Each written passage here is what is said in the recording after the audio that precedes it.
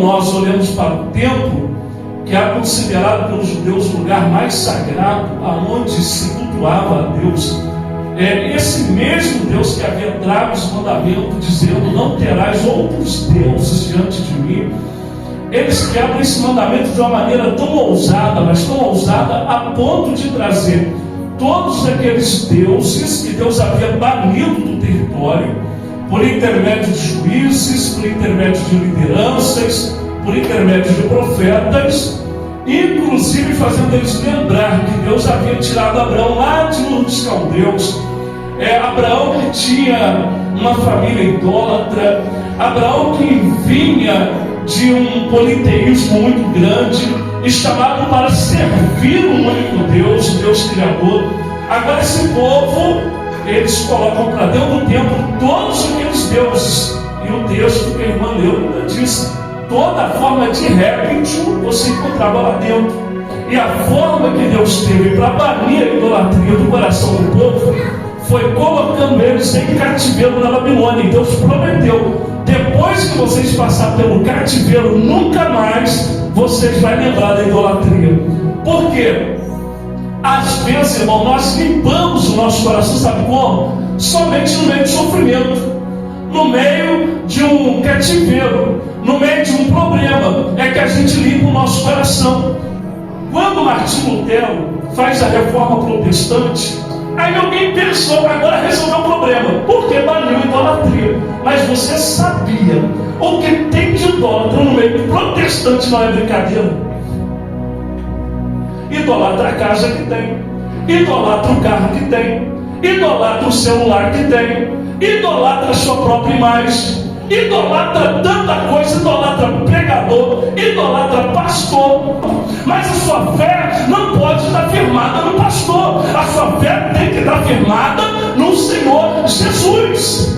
Você está na igreja por causa de Jesus. É claro que existem pessoas que nós temos um amor, uma admiração, mas você admirar, amar é uma coisa, idolatrar é outra coisa. A gente chega num culto como esse, meu irmão sentado ali, a gente dá tanta alegria, aí de repente o irmão vira pra gente e vai embora, o coração da gente dói.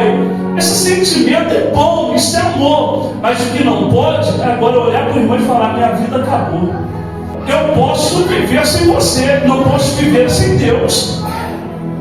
Eu posso viver sem meus filhos, não posso viver sem Deus. Aí a pessoa olha: mas minha vida acabou porque meu namorado foi embora, ou porque minha namorada foi embora, porque meu filho foi embora. Minha vida acabou, eu vou me matar, eu vou acabar com a minha existência. Irmão, você pode viver sem ninguém, irmão, você não pode viver sem Deus. Quando você tem Deus na vida, até no meio do deserto você é uma pessoa feliz. Sabe por quê? Deus é a maior companhia que uma pessoa pode ter. Idolatria, irmão, é tudo aquilo que você bota acima de Deus na sua vida. A idolatria pode ser seu pregador predileto. A idolatria pode ser o seu cantor predileto. A idolatria pode ser a placa da sua igreja. A idolatria pode ser o seu amigo. A idolatria pode ser tanta coisa na sua vida. Tem coisas na minha vida que é muito importante, tem coisas na minha vida que eu não abro mão, mas porém não coloco nela mais valor do que o meu Senhor.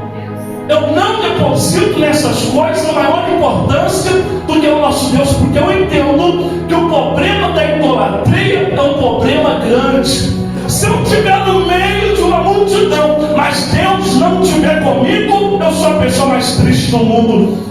Que nós possamos colocar isso no nosso coração e banir do nosso coração toda idolatria. Ou seja, nada na minha vida é mais importante do que Deus. Nem a minha família é mais importante do que Deus. Nem as minhas amizades é mais importante do que Deus. Os próprios discípulos de Jesus, saindo com Jesus de dentro do templo, eles disseram: mestre, olha para as pedras desse templo. Jesus olhou bem para a cara deles: em verdade, verdade vos digo, que não ficará pedra sobre pedra que não seja derribada. Vocês acham que isso aqui é alguma coisa? Vocês acham que isso aqui pode subsistir um tempo? Vocês acham que isso aqui pode subsistir as adversidades? Vocês acham que isso aqui é alguma coisa? Fiquem de olho, porque não ficará pedra sobre pedra que não seja derribada. Nos anos 70 depois de Cristo, aquelas pedras foram derrubadas pelo imperador romano.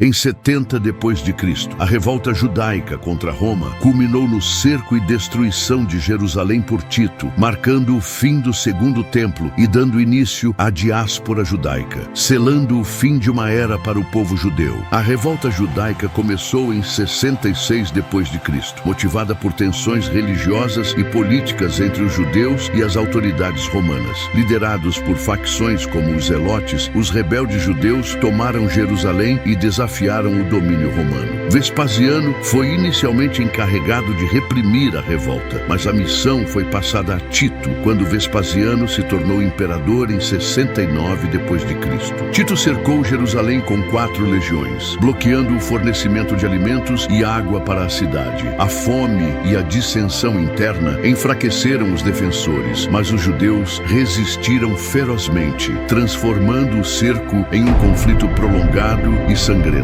Tito utilizou torres de cerco, arietes e outras máquinas de guerra para romper as muralhas da cidade. Após meses de batalha, os romanos finalmente invadiram Jerusalém.